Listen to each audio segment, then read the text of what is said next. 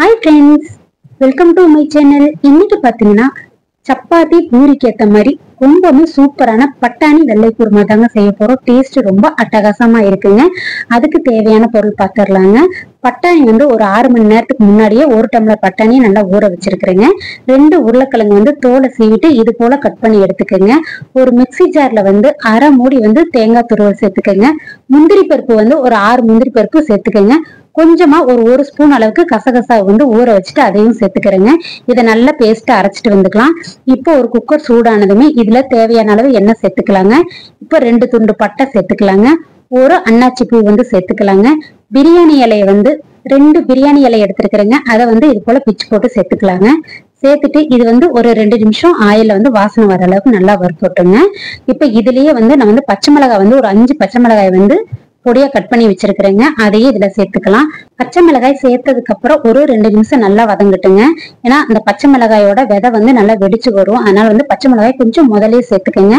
இப்ப பாருங்க பச்சை மிளகாய் நல்லா வதங்கிருச்சுங்க. 2 பெரிய வெங்காயம் இது போல நீல வாக்குல கட் பண்ணி சேர்த்துக்கங்க. சேர்த்துட்டு இது ரொம்பவுமே வதங்கணுங்கிறது இல்லைங்க. அந்த கண்ணாடி பதம்னு சொல்லுவோம் பாத்தீங்களா, அந்த பத அளவுக்கு வதங்கினாலே போதுங்க. பச்சை வாசனை போனா போதும். இப்ப பாருங்க நல்லா பச்சை வாசனை போயிருச்சு. 2 தக்காளி பழம் சின்ன சின்ன பழமா எடுத்துக்கோங்க. அதை பொடியா கட் பண்ணிட்டு அதையும் சேர்த்துக்கலாங்க. இந்த அளவுக்கு கட் பண்ணாலே போதுங்க. பாருங்க அதையும் சேர்த்ததுக்கு அப்புறம் நல்லா வதக்கிக்கலாங்க. இந்த குருமா பூரி சப்பாத்திக்குன்னு மட்டும் இல்லைங்க, இட்லி தோசைக்கு கூட ரொம்பவுமே அட்டகாசமா இருக்குங்க. டேஸ்டும் ரொம்ப சூப்பரா இருக்கும். இப்ப இதுல இஞ்சி பூண்டு பேஸ்ட் ஒரு 1.5 ஸ்பூன் அளவுக்கு சேர்த்துக்கலாங்க. சேர்த்துட்டு இதையும் நல்லா பச்சை வாசனை போக நல்லா வதங்கட்டுங்க. சில பேர் இந்த பூரி சப்பாத்திக்கு குருமா கரெக்டாவே வராதுங்க, அந்த பக்குவத்திலேயே வராது. ஆனா இது போல செஞ்சீங்கன்னா கரெக்டான பக்குவத்துல வந்துருங்க. இப்ப பாருங்க நல்லா வதங்கிருச்சு. வதங்கினதுக்கு அப்புறம் உருளைக்கிழங்கு கட் பண்ணி வச்சிருக்கோம் பாத்தீங்களா, கொஞ்சம் பெருசு பெருசாவே கட் பண்ணிக்கிங்க. பாருங்க இந்த சைஸ்ல இருக்கணும். இப்ப இதுல சேர்த்துக்கலாம். 2 உருளைக்கிழங்கு இருந்தாலே போடுங்க. இப்ப சேர்த்ததுக்கு அப்புறம் நம்ம பட்டாணி ஏற்கனவே 6 மணி நேரம் ஊற வச்சிருக்கோம் பாத்தீங்களா, அந்த பட்டாணியை இதுல சேர்த்துக்கலாங்க. சேர்த்துட்டு இதை நல்லா கலந்து விட்டுறலாங்க. கலந்து விட்டுட்டு ஒரு 5 நிமிஷம் நல்லா சிம்மிலேயே நல்லா வதங்கி வரட்டுங்க. கொஞ்சம் தீ சிம் பண்ணிக்கோங்க. இப்ப பாருங்க அந்த இஞ்சி பூண்டோட பச்சை வாசனை எல்லாம் போயிட்டு இந்த கிழங்கு நம்ம போட்டிருக்கிற பட்டாணி இதெல்லாமே கொஞ்சம் ஒரு 5 நிமிஷம் ஆயிலே சிம்மிலேயே வேகட்டும். இப்ப கொஞ்சமா மஞ்சத்தூள் சேர்த்துக்கலாங்க. இன்னும் கொஞ்சமா ஒரு பிஞ்ச் அளவுக்கு சேர்த்துனீங்கன்னா கூட போதும்.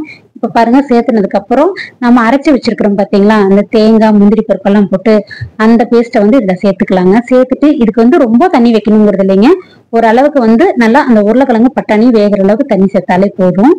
பாருங்க ஓரளவுக்கு நான் தண்ணி சேர்த்துட்டேன். சேர்த்துட்டு இதுக்கு தேவையான அளவு உப்பு சேர்த்துட்டு நம்ம இது மூடி போட்டு ஒரு 2 விசில் வர அளவுக்கு விட்டுறலாங்க. இன்னும் நம்மளுக்கு பட்டாணியும் உருளைக்கிழங்கு நல்லா வெந்து வந்தாலே போதும். பாருங்க தண்ணி இந்த அளவுக்கு தான் வச்சிருக்கேன். நல்ல கெட்டியான குருமாவா நம்மளுக்கு கிடைக்குங்க. இப்போ ஒரு 2 விசில் வரட்டுங்க. மூடி போட்டு வச்சிடலாம். இப்ப பாருங்க விசில் வந்ததுக்கு அப்புறம் காட்டுறேன் பாருங்க. நல்லா கம கமன மணத்தோட குருமா ரெடி ஆயிடுச்சுங்க. பாருங்க நம்மளுக்கு தேவையான அளவுக்கு பர்ஃபெக்டா நம்மளுக்கு குருமா கிடைச்சிருக்குதுங்க. நல்ல திக்கா நம்மளுக்கு போட்ட பட்டாணியும் சரி உருளைக்கிழங்கும் சரி நல்லா வெந்து வந்திருக்குதுங்க. நம்மளுக்கு தேவையான மாதிரி நல்லா கெட்டியாவும் கிடைச்சிருக்குது.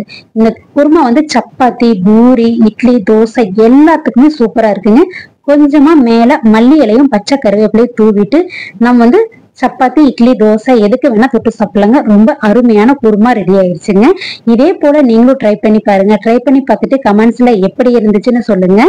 இந்த வீடியோ பிடிச்சிருந்ததுன்னா நம்ம சேனலை சப்ஸ்கிரைப் பண்ணுங்க. உங்க ஃப்ரெண்ட்ஸோட ரிலேட்டிவோட ஷேர் பண்ணிக்கிங்க.